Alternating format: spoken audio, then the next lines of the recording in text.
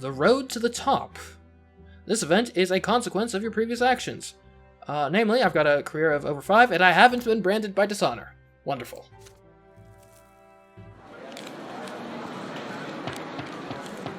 Your actions result in well-earned progress up the professional ladder. You are expected to have a glorious future in the field of law. You receive more and more invitations to balls and noble gatherings. High-ranking nobles wish to befriend you. Powerful people have been keeping a close eye on your ascent. Today, a personal letter from Magistrate Remy L. Verman is delivered to your home. Sir Brian Brante, I would like to further our acquaintance and discuss certain matters over a glass of Illyrian. I will expect you at my estate this afternoon. Accompanied by servants, you walk down the imposing enfilade of L. Verman's granite. Yeah, granite is on the rock?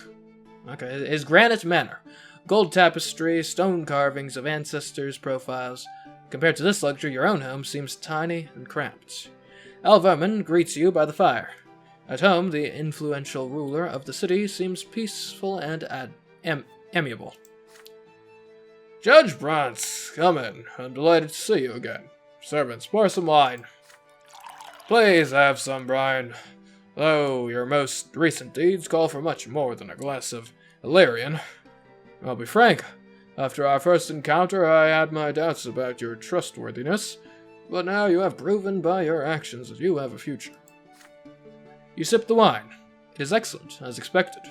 You calmly reply that you strive to serve the Empire and the Prefecture faithfully and in the manner you deem proper. I am overjoyed to see that the younger generation honors our traditions and cares about the fate of our nation. We have that in common, you and I. Drats. Many see me as merely power-hungry. But why would power itself be of interest to me? My family's already powerful and wealthy. Its position is secure for many generations to come. No, my friend. I need power to save the city that has been entrusted to me from a grave threat. Take a look around. More and more insurgents are preparing a bloody uprising among the common folk. The new faith compels people to defy their lots. The foundation of the Empire has been shaken. What do you think will a new world be born from this? Those who hope to see this happen seem to have forgotten that our world was created in accordance with the twins' design, and we are already on the cusp of provoking their wrath. L. Verman's is becoming truly incensed. Apparently the fate of the Empire is not just a subject of idle chatter for him. You must understand, Brante.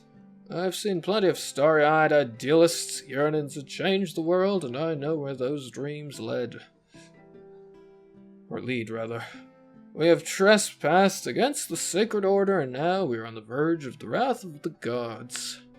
I am a nobleman and a citizen of the Empire, and it is my duty to save this world from ruin. While the Overseer and the Archduke persist in their futile squabble, the danger is growing. It's time to take matters into our own hands. I'm seeking allies. People who will stand by my side to protect the city and the Empire. I hope you have the courage to become one of us. Let me speak plainly. Prefect Albarn is, alas, among those who are dragging us toward our destruction. He aims to subject all estates to the tyranny of the law. He seems to have forgotten that the law must serve the good of the Empire and be a mainstay of order. But Alborn wishes to disrupt this order. He is pushing for the lowborn to gain power. What do you suppose will be the first thing they do once they get it? They'll take up arms and destroy this country. Alborn has doomed himself to a shameful fall. Meanwhile, the city needs someone at the helm. The prefecture, who is bound by honor and concerned about the fate of the Empire. You can be that someone, Brante. You stare at your glass of wine, trying to hide your feelings. If you prove yourself worthy in the future, Sir Brante, I can promise you the post of the Prefect of Magra. I hope you see it not only as a chance to elevate yourself, but also to make your mark on history. Side with me, and together, we'll save Anazate from the uprising.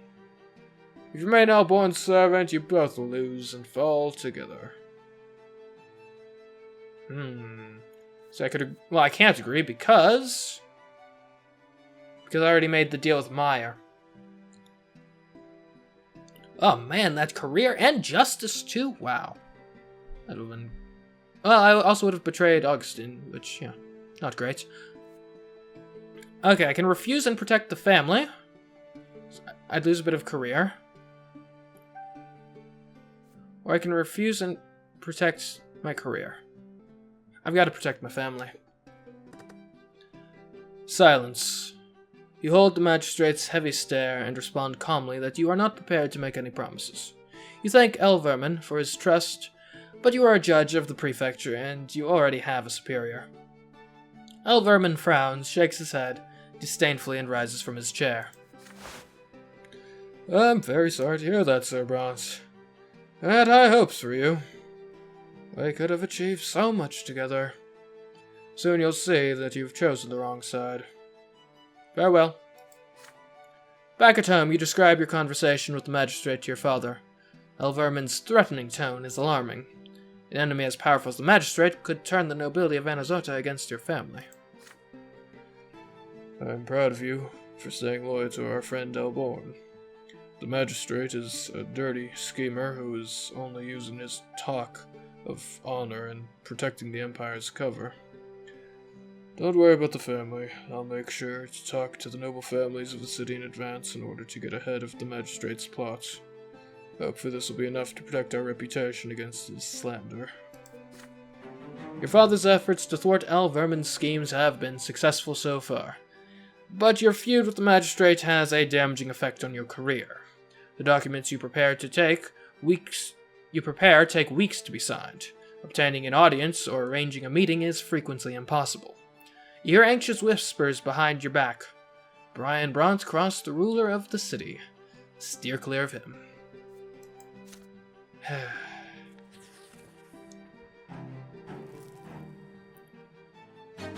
Stefan's Gambits. This event is a consequence of your previous actions. Stefan doesn't hate me. Good. Stefan's Gambits. You've hardly found any time for family matters this year. The events taking place in the city keep you busy at all hours. Tonight you come home extremely late, but the fireplace in the sitting room is lit. By the fire you see Stefan with a glass of wine. The older brother has been waiting for you. You take a seat in the chair by Stefan's side. Your brother keeps turning his glass with his long fingers. Brian, we need to have a talk about Gloria. She flatly refuses to behave as she ought to. Her antics are ruining our family's reputation. If this situation persists, nobility of the sword will be out of the question.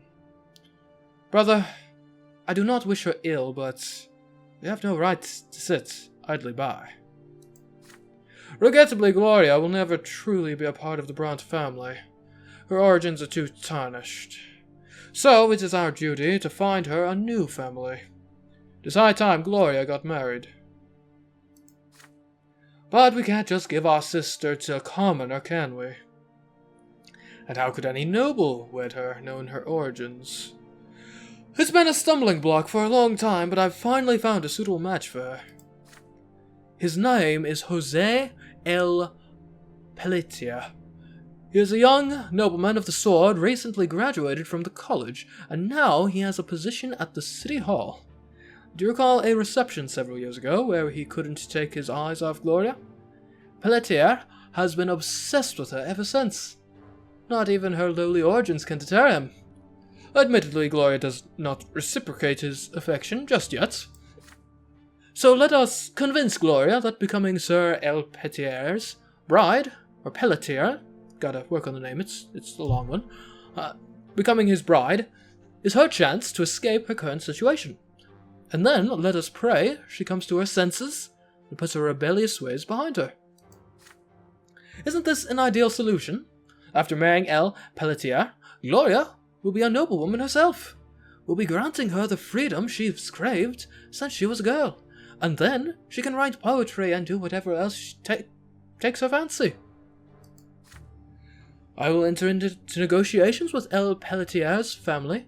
Rumor has it, Jose's father already has a future wife in mind for him. The daughter of an important chancellery official. But Jose's passion must win out in the end, don't you agree? As for you, Brian, please help me with Gloria. You're closest with her. You can make her see how beneficial this match will be. She must fulfill her duty to the family that took her in, after all. Stefan looks at you expectantly. You're at a crossroads. Will you accept your brother's plan or refuse him? Will this marriage be a blessing? And for whom? Straight up accept, agree, or refuse. I mean, I'll be honest, he does make some compelling points. And I mean, obviously I've got a limited window with which to judge these things, in spite of the fact that I am in fact a judge. But, I'll be honest, Gloria doesn't really seem happy just kind of hanging around the Brante household. Seems like most of the time is just her and Stefan arguing with one another, so honestly, getting one of them out of the house is probably just going to make the rest of us have to deal with far less headaches. I mean, I'm gonna agree with Stefan on this. I think it could be good to get Gloria off, married to someone, hopefully living happily out away from Stefan.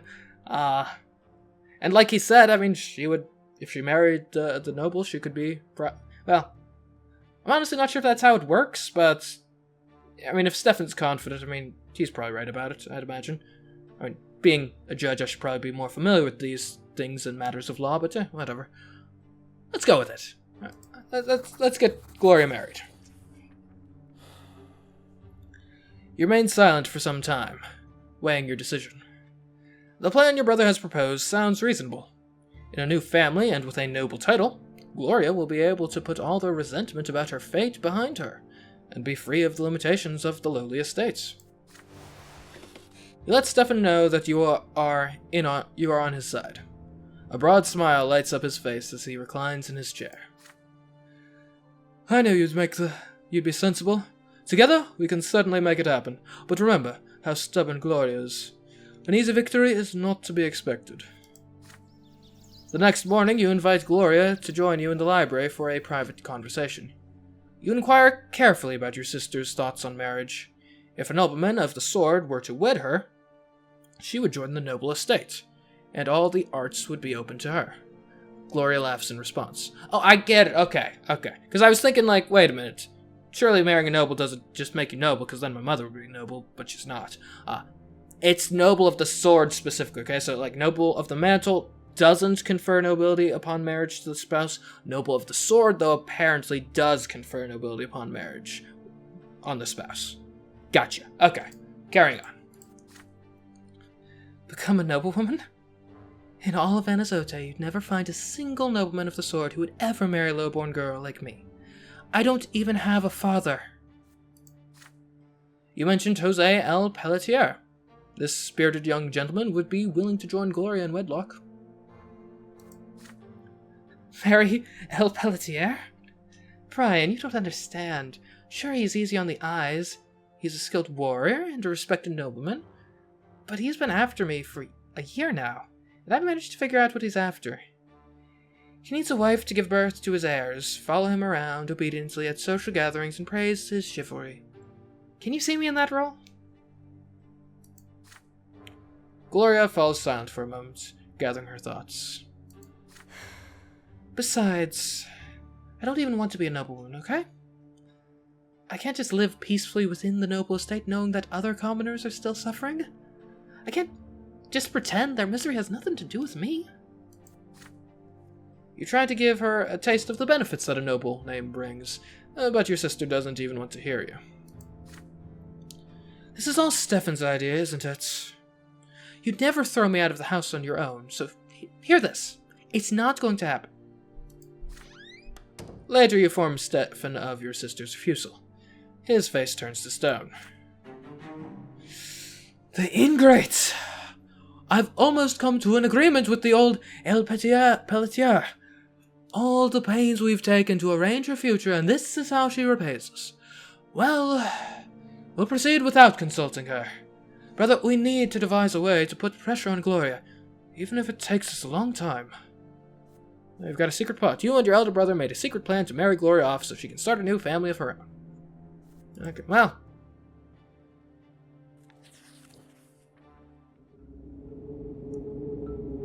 A realm unknown.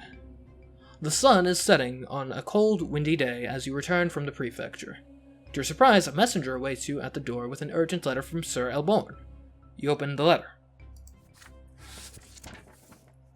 Brante, there's an urgent case that I must entrust to you. We have just received a report of a secret society formed by young nobles. The Archduke's family may be involved. This concerns me. I suspect a possible plot to depose Overseer Tempest. Normally the secret chancellery handles all such cases, but I'd rather investigate the rumors of the plot before there is any action. Preventing unnecessary bloodshed and disgrace would be prudence. You are to investigate this matter as soon as possible. The gendarmes tracked down a suspicious nobleman by the name of Alexis Elance. Based on his confession, a meeting of this society will be held tonight. Unfortunately, this is all we are able to learn from him. The Elance family is of too high standing for more thorough questioning. Fortunately, all members of this secret society wear masks when attending meetings. We've acquired Elance's personal mask, and will ensure that he is late to the meeting. You should be able to impersonate him quite easily. You are to attend the meeting tonight and learn as much as possible about the secret society. This will allow us to foil a dangerous plot, or save many young people from the secret chancellery.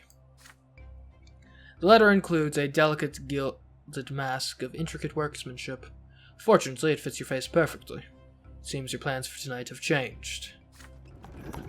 Following the prefect's instructions, you come at the appointed hour to an inconspicuous mansion on the edge of Anazote, with a spacious yard and a tall fence around it. The gatekeepers bow and open the gates as soon as they see you. It seems the mask is enough to convince them you belong inside.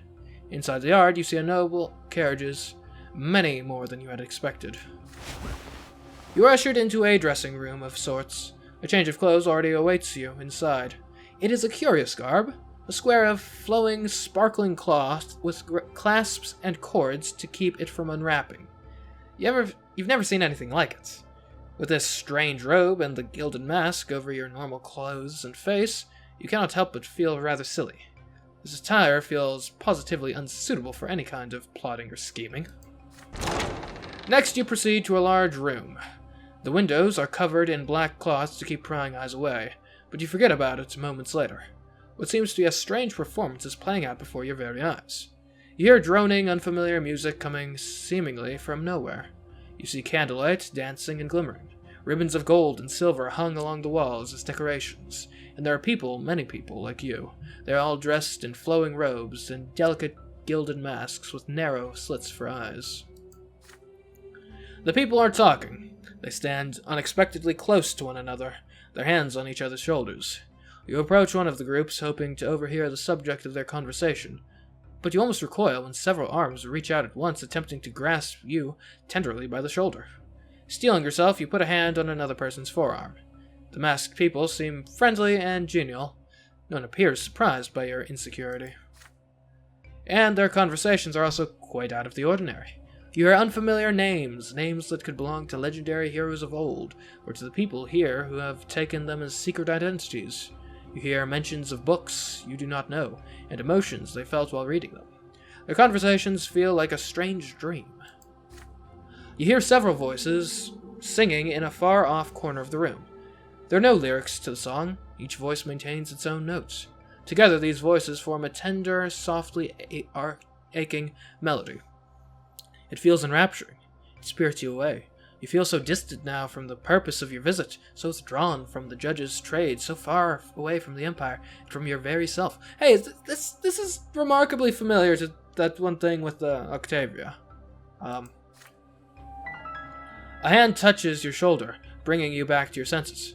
A pair of familiar eyes look at you intensely from behind a glinting, greenish-silver mask. Oh, speak of the devil. They belong to Octavia. You pull back and bow to the Archduke's daughter. I believe I recognize the man behind this mask. Never expected to see you here today, my extraordinary human. But I must behave here. You'd best do the same. We are not alone. It would be best if we are not seen too close to one another. As for this place, Sir Brant, allow me to explain. This is my circle of La Tari. And before you ask, no, we do not plot nor do we scheme. We have removed ourselves as far as possible from such machinations.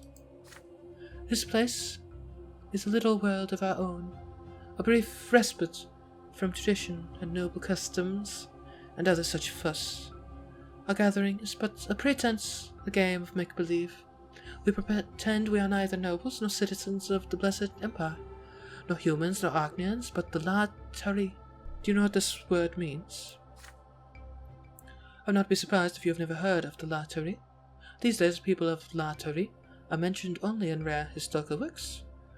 Long before us, in an age when this land was fertile and green, the La Tari lived upon the land that would become Magra. They were masters of a remarkable art, and could create worlds from nothing but their curious minds. Many of these people come from here for simple entertainment and a brief taste of freedom. Others seek a respite from the binding customs of the noble lot. Still others feel encumbered by their blood ties and ancestral obligations. Only here are we fully free from the burden of our past and our present. Yet some among us seek more than brief moments of freedom. They are drawn here by a fascination with the La Tari, and their idea that our entire existence can be shaped by the minds alone. We strive to know the La Tari people for ourselves. We strive to continue their teachings. We strive to become them. If we happen to master the art of shaping worlds from our own minds, we may yet break free of the trap that is this harsh existence. Surprised by this, you ask her why she is telling you this so openly. She knows that the rituals of extinct races are held in the same regard as magic, and punishable as such. In response to your question, Octavia suddenly takes off her golden mask and reveals a slight smile on her once hidden face. May your voice ne'er speak words of deceit. To rape shame lies the path of untruth. Where an Archnian lies, where human denies, the La Tari speak truly, forsooth. I am not afraid. The truth of the La Tari matters more to me than any persecution. We came here in secret and wearing a mask. Jean's prefecture has taken an interest in my little gatherings. But I am confident you will describe this as an innocent club of young nobles, and keep our fragile world from prying eyes and ears. Would you do this for me, Brian Brante? These words spoken by Octavia sound more like an assertion than a question. But you are in no hurry to respond. Your thoughts are tangled, lost among the echoing voices, fluid motions, and transcendent music. This gathering is in violation of the law. This you cannot deny. All rituals of extinct races were banned at the foundation of the Empire. You may summon the gendarmes here at any moment. You need only give a sign to the driver, and when they get here, the circle of La Tari will be gone in an instant. You will prove to the city that not even the most noble of its denizens are above the law. But Octavia will never forgive you. You could, on the other hand, keep the circle of La Tari a secret from Melbourne, and report this meeting as a harmless gathering of young nobles looking for an opportunity to socialize. But if the secret chancery ever takes interest in these meetings, you will be powerless. Someone has already reported Octavia's circle to the prefecture. There's a very good chance these reports will continue. Perhaps if you tell Octavia of the danger she is facing, she'll disband the circle herself? There's one more way you could resolve this predicament. With a piece of paper, some ink, and a bit of skill, the Circle of La Tari could become a noble historical society, one of many dozen in Anazote alone. Legitimized by the city, Octavia's gatherings would remain a secret within this mansion. But you have enough influence to make this possible, and would it be wise to expend it in this way? Say something, Brian. This is no time to be quiet. The great mystery of La Tari is about to begin. Alright, so let's see, we can keep their secrets. We get the lottery ritual. Our justice would go down, which is problematic. Theology would go up. Willpower would go up. Octavia would appreciate it. Augustine would not appreciate it. We could ban it. That would get our justice up to 8, which is what we need to get that conviction on Autumn. Reputation would fall even further, which is... Eloquence would go up. And theology would also go up. And Octavia would dislike it considerably. I can't convince Octavia to disband because I'm not manipulative enough. And it would be such a good one, too! Like, look at that. Or I could legitimize the circle. This is all upside. I mean, my diplomacy would go up, which doesn't really matter at this point. Wealth would go up. I mean, that's something. Theology would go up. Octavia would appreciate it. I wouldn't get the destiny, the lottery. Then again, I mean... You know what? I'll give them their legitimacy. I mean, it honestly does seem kind of harmless, and I'm sympathetic towards Octavia's plight. I mean, in all honesty, I don't even have a problem with the mages either, or the magic users, whatever. Like, the witchcraft. Yeah, I say magic, go for it. Strange old rituals, go for it. Yeah, I don't have a problem either way. Let's legitimize this thing. You chuckle, shaking your head. How quaint. A group of nobles hiding from sight, wearing masks, studying the culture of a long-dead race. Has Lady Octavia never considered taking her historical studies a bit more seriously? Octavia's eyes narrow, trying to discern the meaning behind your words. There is a way to make the meeting of the circle fully legitimate, you continue. You have enough influence to get the papers they need and have them signed by the right people. Octavia's face lights up. She continues your half-finished thought right away. Indeed. My dear Sir Brante, welcome to a meeting of our Imperial Historical Society. Surely you would be so kind as to procure us a proper plaque for the door? You nod. With a genial smile, Octavia extends her hand to you. You take it and kiss it gently. If only we were alone, so I could show you the full extent of my gratitude. But the great mystery of the night is about to begin. You should leave us. You'll bring danger upon the circle if you're seen coming here again. You'd best get those papers prepared right away, kind Brian. The members of the circle are already gathering in the middle of the room, ready to begin their mysterious ritual. You feel dozens of eyes on you from behind the gilded masks. They will not begin until you leave the circle. Following Lady Octavia's suggestion, you change into your normal clothes and leave the mansion. The next day, you report to Elborn and put his concerns to rest.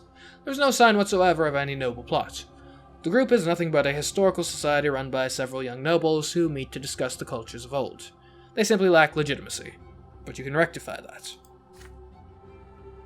This sounds suspicious, Brante. And the Archduke's daughter is involved? I hope you know what you're doing. By the way, I'm glad we didn't sick the gendarmes on them. I hope the Secret Chancellor and Sir Pharaoh never learn of those reports. I doubt the advisor would be as tolerant of their youthful amusements. You assure the prefect that Lady Octavia's Historical Society will have all the permits they need to operate without rousing suspicion. And so, the Anazote Historical Society for the Study of Ancient People is founded. The City Hall wastes no time approving the necessary paperwork. Every official there knows that Judge Brante is a respectable gentleman with friends in high places, and your busy patrons pay no heed to the follies of young nobles. Octavia sends you her reward in the form of a letter. When you open the envelope to read it, a gilded key clinks onto the floor. Brian, I am impressed by your abilities. You know how to use your connections and bring me joy. It pleases me to know that I was right about you. A chest matching this key will be delivered to your estate tonight. Farewell, Brian. It will be some time before we meet again. I have much to do on my own. You cannot help but think of Octavia and those who followed her. They have dared to reject their nature, lots, and birth in an attempt to become something else entirely. But do they have what it takes to cast off the shackles of their existence? Or are they nothing but madmen who yearn for the impossible? As for Octavia and her circle of latterie, you hear nothing of them for a long time after that night. The Archduke's daughter seems to vanish from the social circles of Anazote. She has plans. She has never been one to tell you about her plans. Your encounters with her have ended as abruptly as they had begun. Well, I got some cash out of it.